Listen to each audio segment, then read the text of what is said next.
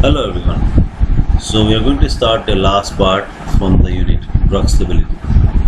So in this unit we are going to deal with some important aspect regarding the stability of parenteral or you can say ophthalmic product. So without wasting any time, let's start the presentation. So first of all, preservative.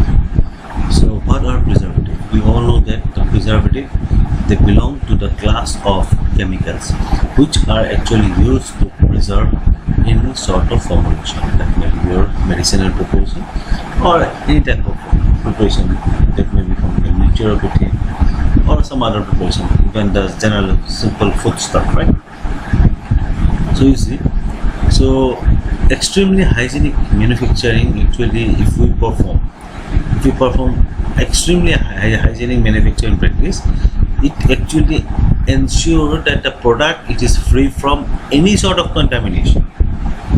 So if we prepare any medicinal product, if we maintain extremely hygienic condition in the manufacturing unit, it will ensure us that the product that has been formed, it is free from any sort of microbial contamination, right? And the sterile preparation in such cases which are made are generally known as the parenterals, because these parenterals, they are intended to be used directly into the systemic circulation of the patient. Yeah.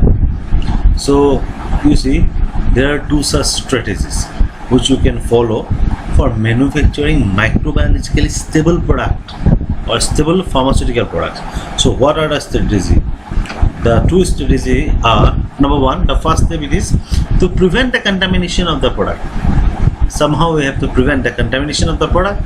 And the second, which is the most important one, is to formulate the final product that will be used by the patient, to formulate the final product so that it is hostile to the microorganism, and it is usually done by addition of preservative. Yeah. So for sterile preparation, there is either a terminal sterilization process. Terminal sterilization process means the product will be sterilized at the last stage, right?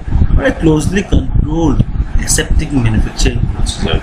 So you can either follow one of these. Means either you can follow that during the preparation of the product, we have to maintain aseptic condition so that no contamination takes place, or you can do it as usually, but that last product, that is a terminal product, need to be sterilized before it goes out to the market, right? So in every case, the final product which is made, actually it intend to protect the product during the storage and minimize the contamination, because this final product and this preservative actually tries to prevent the final product from any sort of contamination, because this contamination may lead to the deterioration of the drug property.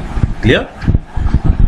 So now you see, so when discussing the microbiological stability, we also need to discuss the parenterals, because the parenteral, they stand out as a single unit for microbiological stability, and rest of the all classes of the drug, they act as a single unit.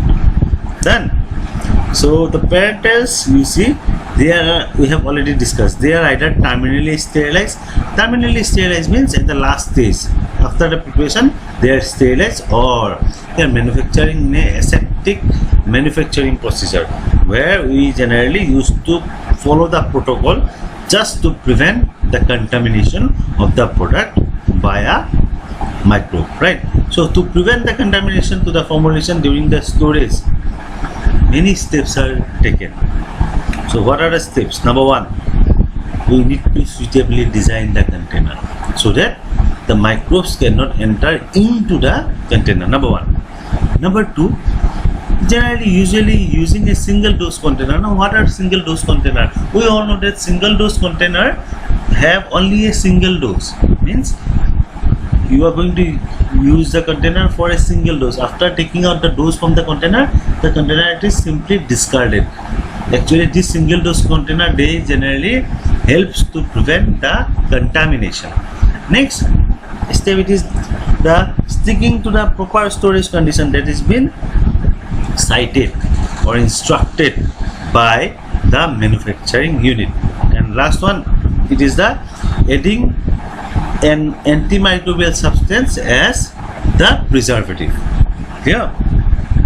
So now there is a preservative which are used in the pharmaceutical production, means preparation. We see for injection we can either use phenol, cresol, chloroglycerol, phenyl mercuric nitrate, benzyl alcohol. So their concentration, at what concentration they can be used for injection.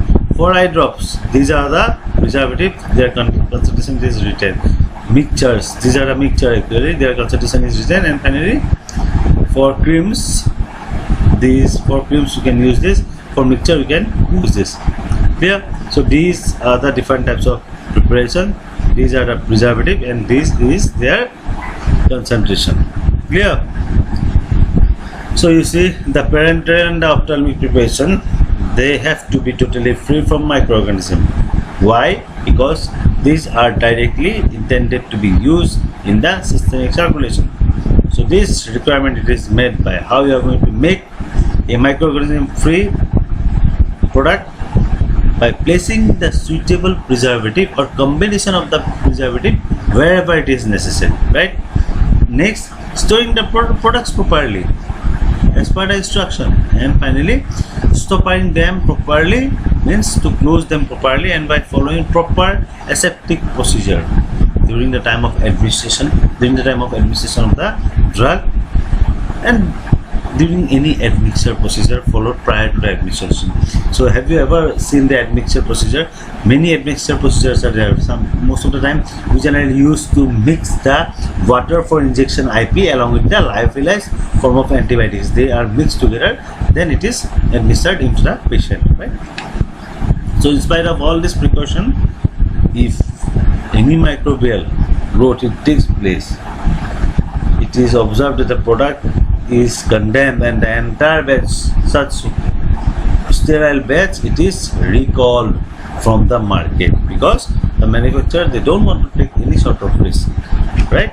So the storage of these products, the parenteral products, is done under the condition which is recommended by World Health Organization, which prescribe the temperature, humidity, cleanliness as well as color of the walls of the room. Everything is prescribed by the WHO. So you see, the non-sterile preparation, they have less stringent requirement regarding the exclusion of the microbes. We know that because for topical use we have made some cream, paste, whatever. We don't need to follow all such stringent rule, but for parentals we need to follow, right? So they don't need to be sterile, but it has to be shown that some of them have actually specifically named organisms are not present in them. It is not like that that suppose the creams are not to be sterilized, so you can make it anyway. No, WHO has already specified some organism, and this absence of this organism, it is utmost necessary for this type of product. So I hope you have understand. Thank you everyone. So this is the end from the chapter drug stability. If you like the video, just press the like icon.